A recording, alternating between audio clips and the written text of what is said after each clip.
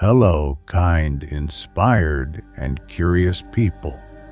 If you know history, you know what will happen in the future. Recently, it was Victory Day, the end of a difficult chapter in history.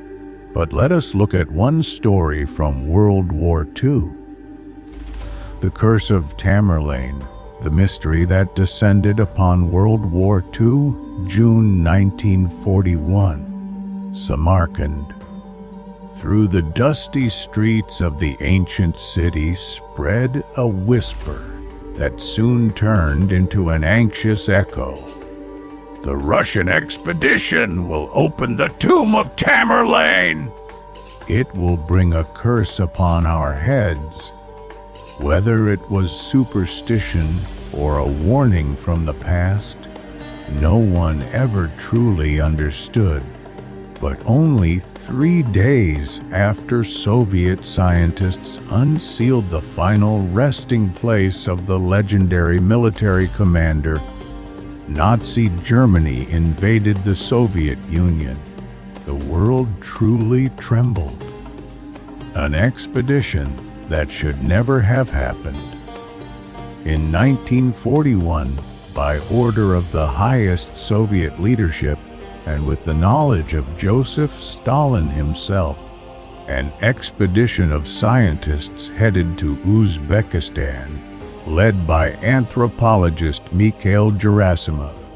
Its purpose was not merely scientific, it was political and cultural, to locate and study the tomb of Tamerlane Timur, regarded as a national hero in Central Asia and a symbol of imperial power from the 14th century.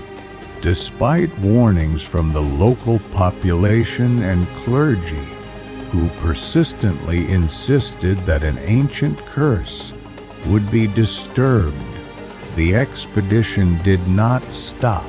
The scientists' fear of Stalin's wrath was far greater than their fear of the supernatural.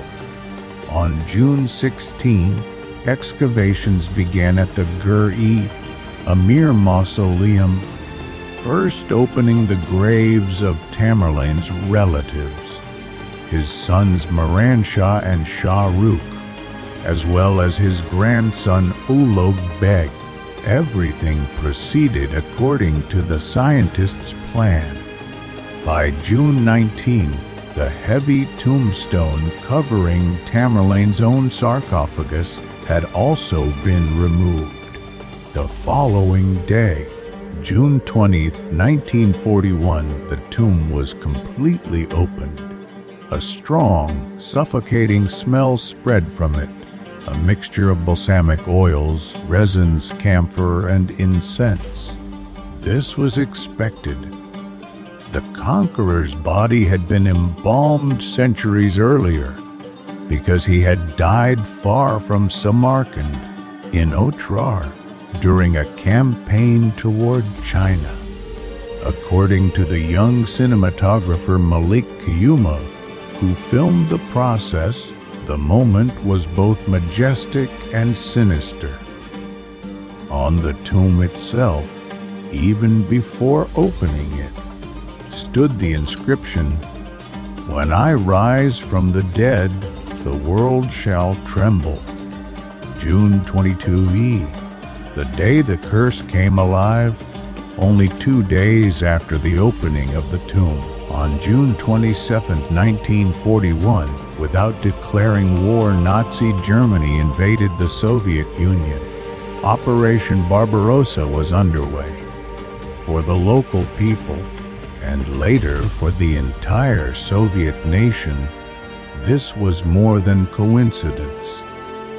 It was proof that Tamerlane's curse had been real. The panic in Samarkand was palpable.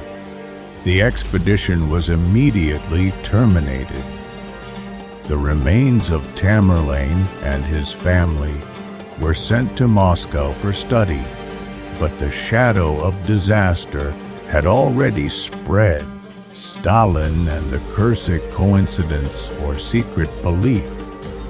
According to some historians, Stalin himself came to believe that the misfortunes suffered by the Red Army at the beginning of the war were the result of Timur's angered spirit. The losses were catastrophic.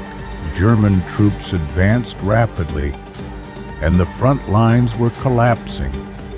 In the autumn of 1942, at the height of the war, Stalin ordered Tamerlane's remains to be returned to Samarkand and reburied with full Islamic rites.